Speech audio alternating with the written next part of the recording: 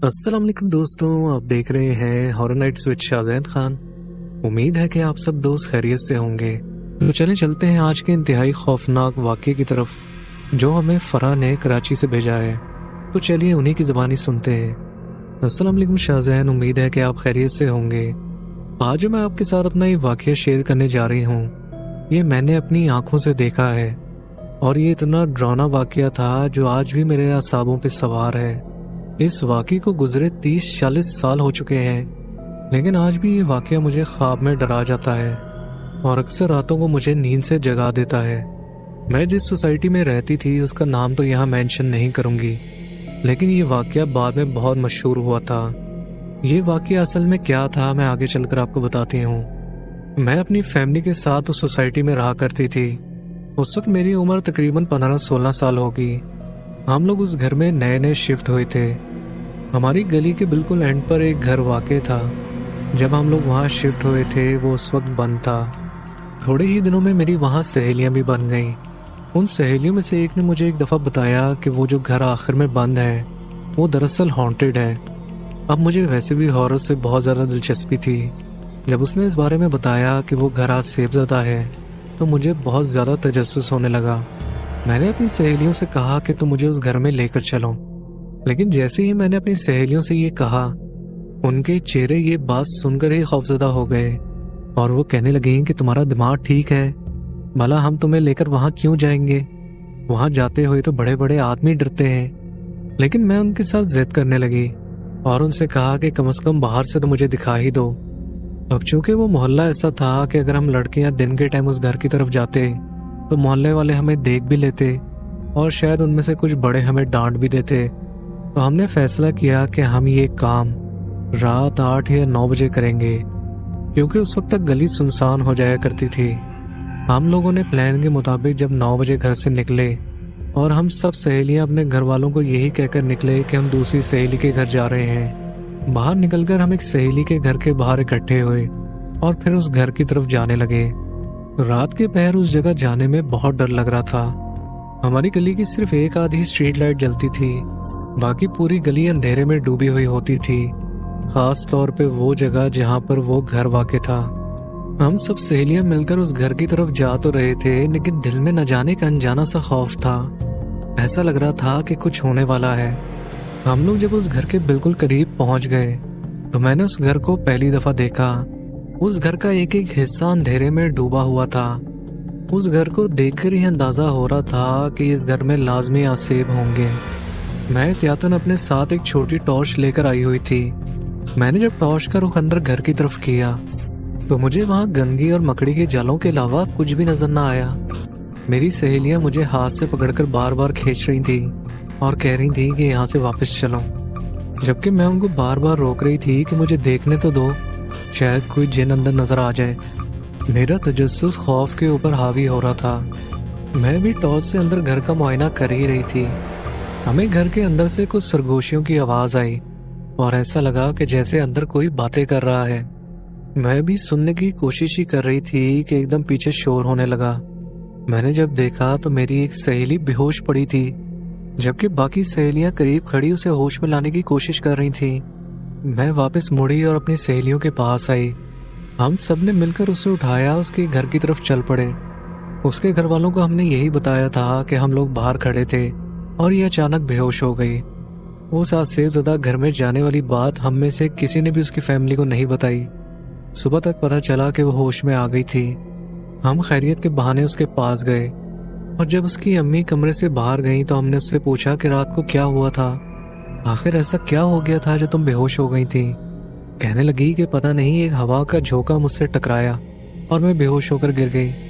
इस वाक़े के बाद से उस घर के बारे में हमारा यकीन और पक्का हो गया था कि वो घर वाकई आसेबज़दा है। उन सरगोशियों की आवाज़ का आना, मेरी सहेली का बेहोश हो जाना, ये कहीं से भी कोई नॉर्मल चीज़ नहीं थी। मैंने जब अपनी सहेलियों से इस घर के बारे में मज़ीद मालूमात ली कि आखिर वहाँ पहले कौन रहता था, तो वो बताने लगी कि यहाँ पर जो भी फैमिली आई वो 1-2 महीने में ही अपना सामान तक छोड़कर भाग गए। फिर कुछ दिन बाद उस घर का गेट खुला हुआ नज़र आया। ऐसा लग रहा था कि वहाँ कोई आया हुआ है।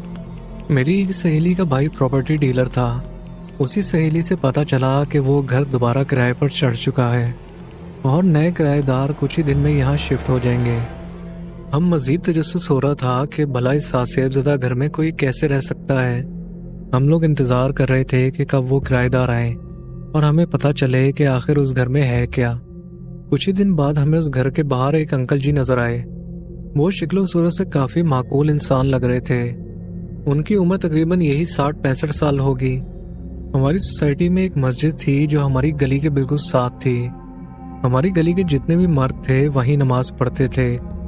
چونکہ میرا بڑا بھائی بھی وہیں نماز پڑھتا تھا تو میں نے اپنے بھائی سے ایک دن پوچھا کہ کیا جو آگے فیملی آئی ہے ان کا کوئی بندہ نماز پڑھنے کے لیے آتا ہے؟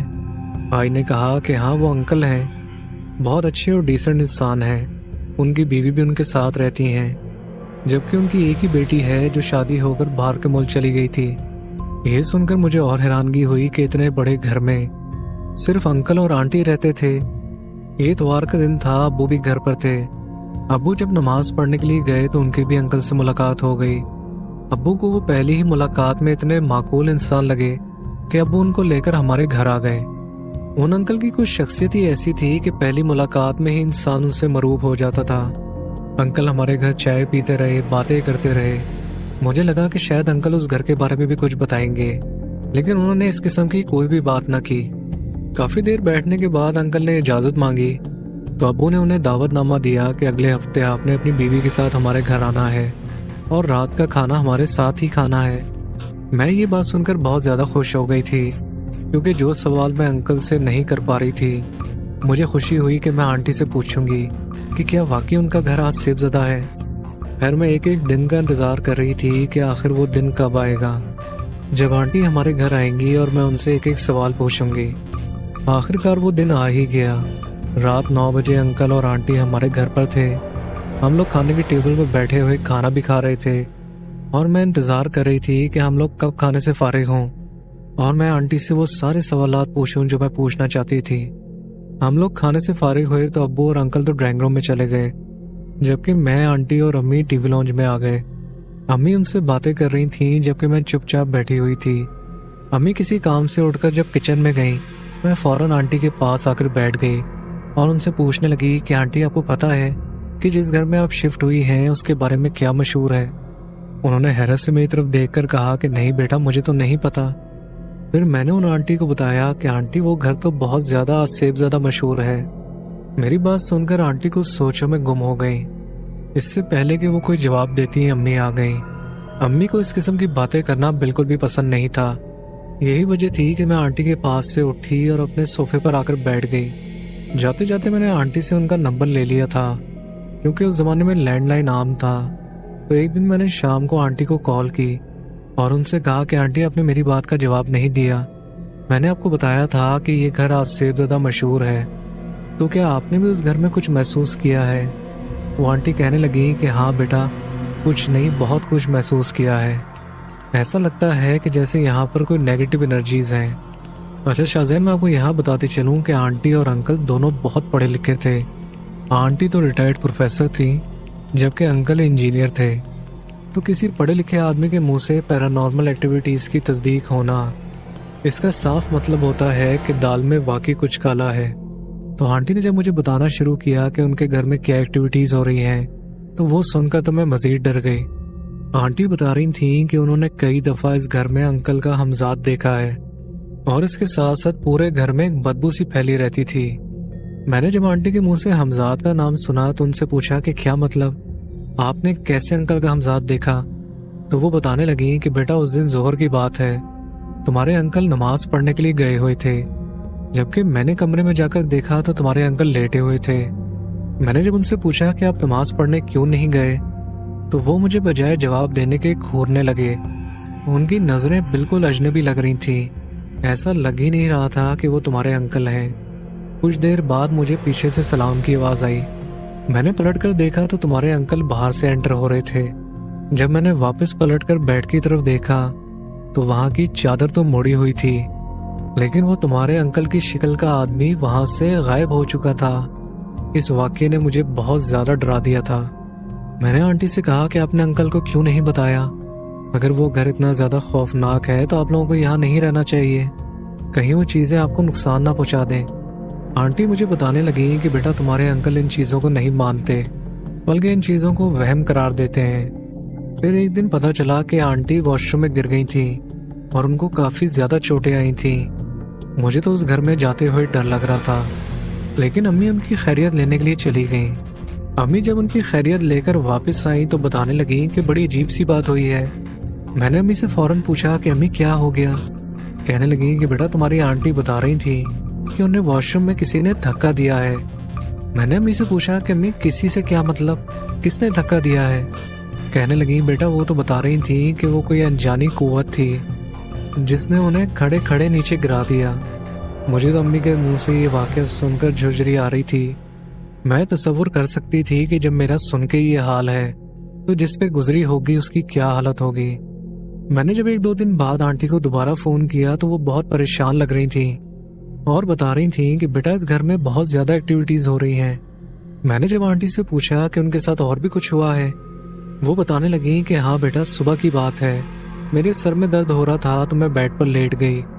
مجھے لیٹے ہوئے صرف 2 منٹ ہی گزرے تھے، کسی نے مجھے بیڈ سے نیچے دھکا دے دیا۔ میں نے آنٹی سے کہا کہ آپ انکل سے بات کر کے اس گھر کو چینج کر لیں۔ آنٹی آوازار لہجے میں کہنے لگی کہ بیٹا میں تمہارے انکل سے بہت دفعہ کہہ چکی ہوں، لیکن وہ میری ایک نہیں سن رہے۔ انہی دنوں پتہ چلا کہ انکل کی بیٹی باہر کے ملک سے آ رہی تھی، شاید اس کے بچوں کی چھٹیاں ہو چکی تھیں تو وہ کچھ عرصہ اپنے ماں باپ کے ساتھ گزارنا چاہ رہی تھی۔ اپنی بیٹی کے آنے کا سن کر آنٹی بھی کچھ مطمئن نظر آ رہی تھی۔ آخرکار وہ دن آ ہی گیا جب آنٹی کی بیٹی اس گھر میں آ گئی۔ اس دن خوب ہلا گلا ہو رہا تھا، رونق تھی، آنٹی کے رشتہ دار بھی آئے ہوئے تھے۔ اتنی رونق کے باوجود جہاں بچے بھی کھیل رہے تھے سب کچھ تھا، مہمان بھی کافی زیادہ آئے ہوئے تھے، بہت زیادہ رونق تھی، لیکن اس کے باوجود ایک یاسیت تھی۔ اس گھر کو دیکھ کر ایک عجیب سی وائب آتی تھی، ایسا لگتا تھا کہ جیسے یہاں کچھ برا ہونے والا ہے۔ رات ہوتے ہی ان کے گھر سے مہمان تو چلے گئے تھے، اب اس گھر میں آنٹی تھی، انکل تھے، ان کی بیٹی تھی اور اس کے بچے تھے۔ انکل کی جو بیٹی باہر سے آئی تھی اس کے 2 بچے تھے، بیٹی کی عمر 8 سال تھی جبکہ بیٹی کی 6 سال۔ امی نے اگلے دن ہی ان لوگوں کو اپنے گھر کھانے پہ بلا لیا۔ ان کی بیٹی بہت ہی با اخلاق تھی، اس کے بچے بھی بہت زیادہ تمیزدار تھے۔ حالانکہ اس سے میں نے کچھ نہیں پوچھا، لیکن وہ باتوں باتوں میں مجھے بتانے لگی کہ یار یہ امی ابو نے جو گھر لیا ہے یہ کیسا گھر ہے، یہاں آ کر ایک عجیب سی وحشت ہو رہی ہے، ایسا لگتا ہے کہ جیسے کمرے میں کوئی ہے جو ہمیں نظر تو نہیں آ رہا لیکن اس کی موجودگی فیل ہو رہی ہوتی ہے۔ میں نے اس کو تو کچھ نہ بتایا، بس یہی سوچا کہ یہ تو مہمان ہے، چھوٹے بچوں کے ساتھ کمرے میں رہتی ہے، اگر میں نے اس کو ایسی باتیں بتا دیں تو یہ ڈر نہ جائے۔ وہ بار بار مجھے بتائی جا رہی تھی کہ یار ایسا لگتا ہے کہ جیسے کمرے میں کوئی آنکھیں ہیں جو مجھے گھور رہی ہیں۔ ہم لوگ ابھی باتیں کر ہی رہے تھے، اتنی دیر میں انکل آ گئے اور ہم سے کہنے لگے کہ یار ہمارے ساتھ چل کر بیٹھو، ہم سے بھی کچھ باتیں کر لو۔ اچھا انکل بہت فرینڈلی قسم کے انسان تھے، ان کی باتیں اتنی مزیدار ہوتی تھیں کہ لوگ ہنستے رہتے تھے۔ وہ اپنی بیوی بیٹی نوازوں سے بہت محبت کرتے تھے۔ میں انکل اور آنٹی کی انڈرسٹینڈنگ دیکھ کر کبھی کبھی ان پر رش کرتی تھی۔ پھر ان لوگوں نے اس رات کھانا وانا کھایا اور اس کے بعد وہ لوگ چلے گئے۔ 2 دن بعد ہمیں پتہ چلا کہ انکل کا نواسا چھت سے گر گیا ہے اور چھت سے گرنے کی وجہ سے اس کی ٹانگ ٹوٹ گئی ہے۔ ہم لوگ بھی اس بچے کو دیکھنے کے لیے فوراً ہاسپٹل پہنچ گئے۔ انکل آنٹی ان کی بیٹی تینوں ہی رو رہے تھے اور بہت زیادہ پریشان بھی تھے۔ ابو نے انکل کو جا کر تسلی دی، امی نے آنٹی کو، جبکہ میں ان کی بیٹی کے پاس جا کر بیٹھ گئی اور ان کو دلاسا دینے لگی کہ آپ فکر نہ کریں، سب ٹھیک ہوگا۔ وہ روتے روتے مجھے کہنے لگی کہ نہیں فرح، یہاں کچھ بھی ٹھیک نہیں ہے، مجھے لگ رہا ہے کہ یہ گھر آج سیب زدہ ہے اور میرے بچے کو کسی نے باقاعدہ اوپر سے پھینکا ہے۔ پھر جب بچے کو ہوش آیا اور اس سے پوچھا، اس نے بھی بڑی ایک عجیب سی بات بتائی اور کہنے لگا کہ کوئی انکل میرے پیچھے چھت پر کھڑے تھے اور انہوں نے ہی مجھے دھکا دیا۔ کسی نے بھی اس بچے کی بات پر دھیان نہ دیا اور یہی سمجھا کہ شاید وہ بہت زیادہ پریشان ہے اور ہیوی پین کلرز کے زیر اثر ہے، شاید اسی وجہ سے بہکی ہوئی باتیں کر رہا ہے، ورنہ اس گھر میں کسی انجان آدمی کا کیا کام تھا اور وہ اس بچے کو چھت سے کیوں پھینکتا۔ اس واقعے کو بھی 1 ہفتہ گزر گیا۔ یہ ایک رات کی بات ہے، شاید رات 12 بجے ہوں گے، ہمیں باہر سے چیخو پکار کی آواز آئی۔ ہم نے جب غور سے سنا تو وہ انکل کی آواز تھی۔ وہ باہر کھڑے زور زور سے چیخ رہے تھے اور ابو کو بلا رہے تھے۔ ابو اور بھائی فوراً باہر گئے اور جب انکل سے جا کے پوچھا کہ کیا ہوا ہے، کہنے لگے کہ میرے گھر میں کوئی ہے، میں نے کسی کو دیکھا ہے۔ آنٹی اور ان کی بیٹی بھی ان کے ساتھ ہی کھڑی تھی۔ ہم آنٹی، ان کی بیٹی اور ان کے بچوں کو اپنے گھر لے آئے اور جتنے بھی محلے کے مرد تھے وہ انکل کے گھر کی طرف جانے لگے۔ تھوڑی دیر بعد انہوں نے انکل کے پورے گھر کی تلاشی لے لی، لیکن وہاں انہیں کوئی بھی نہ ملا، جبکہ آنٹی، ان کی بیٹی، انکل سب تصدیق کر رہے تھے کہ انہوں نے ڈرائنگ روم میں ایک آدمی کو بیٹھے ہوئے دیکھا تھا۔ اگلے دن آنٹی بتانے لگیں کہ ان کی بیٹی واپس جا رہی ہے۔ وہ تو یہی کہہ رہی تھی کہ اسے کام آ گیا ہے، اسی وجہ سے جلدی جانا پڑ رہا ہے، لیکن ہم سب کا خیال یہی تھا کہ وہ یہاں پیش آنے والے واقعات سے ڈر گئی ہے اور اسی وجہ سے جلدی واپس جا رہی ہے۔ انکل بھی ابو کو مسجد میں ملے تو بہت اداس نظر آ رہے تھے اور ابو سے کہہ رہے تھے کہ دیکھیں بچی کے آنے سے گھر میں کتنی رونق ہو گئی تھی، لیکن اب یہ بھی واپس جا رہی ہے۔ ابو کو انکل کی حالت دیکھ کر ترس بھی آ رہا تھا کہ وہ بیٹی کے جانے کی وجہ سے کتنے اداس تھے۔ اب چونکہ ان کی بیٹی جانے والی تھی تو ہم نے ان کی دوبارہ دعوت کی۔ وہ لوگ ہماری دعوت پر آئے۔ انکل اور آنٹی دونوں ہی اداس لگ رہے تھے۔ الگ نظر آ رہا تھا کہ وہ بیٹی کے جانے کی وجہ سے غمگین ہے۔ مجھے آج بھی یاد ہے کہ وہ اتوار کا دن تھا اور آنٹی کی بیٹی کی فلائٹ منڈے کی رات کو تھی۔ وہ لوگ ہمارے گھر سے رات کو تقریباً 12 بجے گئے۔ ہم لوگ خوب باتیں کرتے رہے، گپے لڑاتے رہے۔ وہ لوگ جب چلے گئے ہم نے بھی پلیٹیں وغیرہ سمیٹی اور سونے کے لیے کمروں میں چلے گئے، لیکن یہ تقریباً رات 2-2:30 بجے کی بات ہوگی جب ایک دم سے باہر سے چیخوں کی آوازیں آنے لگیں۔ وہ چیخیں اتنی زیادہ خوفناک تھیں کہ ہم سب ڈر گئے۔ ابو اور بھائی جب باہر نکلے تو دیکھا سارے پڑوسی بھی باہر کھڑے تھے۔ وہ آوازیں انہی انکل کے گھر سے آ رہی تھیں۔ وہ اتنی خوفناک آوازیں تھیں کہ ہمارے دل زور زور سے دھڑکنے لگے۔ کچھ دیر تو پڑوسی وہاں باہر کھڑے انکل کو آوازیں دیتے رہے، لیکن جب اندر سے کوئی بھی نہ آیا تو انہوں نے کسی کو کدوا کر اندر سے دروازہ کھلوایا اور سب پڑوسی اندر جانے لگے۔ میں بھی ان کے ساتھ ساتھ جا رہی تھی۔ ہم لوگ جیسے ہی گراج میں انٹر ہوئے وہاں سے ایک سیڑھیاں فرسٹ فلور پر جاتی تھیں۔ ہم نے دیکھا کہ وہاں سے خون بہتا ہوا نیچے آ رہا ہے۔ خون دیکھ کر تو سارے ہی سٹ پٹا گئے۔ کسی کو سمجھ نہیں آ رہی تھی کہ یہ خون کہاں سے آ رہا ہے، جبکہ اوپر سے چیخو پکار کی آوازیں ابھی بھی آ رہی تھیں، اور وہ چیخیں ایسی تھیں کہ جیسے کوئی کسی کو ذبح کر رہا ہو۔ ابو نے سب کو اوپر جانے سے روک دیا۔ ہم سب سیڑھیوں کے نیچے کھڑے اوپر آوازیں دے رہے تھے، لیکن اوپر سے چیخوں کے علاوہ کوئی بھی آواز نہیں آ رہی تھی۔ پھر ہم نے دیکھا کہ آنٹی گھسیٹتی ہوئی سیڑھیوں کے پاس آئیں۔ ان کا گلا کٹا ہوا تھا، اس میں سے بری طرح خون بہہ رہا تھا اور وہ کچھ بولنا چاہ رہی تھی، لیکن ان کی آواز نہیں نکل پا رہی تھی۔ پھر ہم نے پیچھے دیکھا کہ انکل کے ہاتھ میں کلہاڑی تھی۔ وہ ہمارے سامنے سیڑھیوں پر آئے اور انہوں نے ہمارے سامنے آنٹی کا گلا کاٹ دیا۔ شاہزین وہ منظر میں آج تک نہیں بھول پائی۔ ہمارے رونگٹے کھڑے ہو گئے تھے۔ ایسا لگ رہا تھا کہ جیسے ہمارے پیر زمین میں دھس گئے ہوں۔ ہم لوگ نہ کچھ بول پا رہے تھے نہ ہی کچھ پوچھ پا رہے تھے، بس دم بخود اوپر کی طرف دیکھے جا رہے تھے۔ نہ جانے پڑوسیوں میں سے کس نے فون کر دیا تھا۔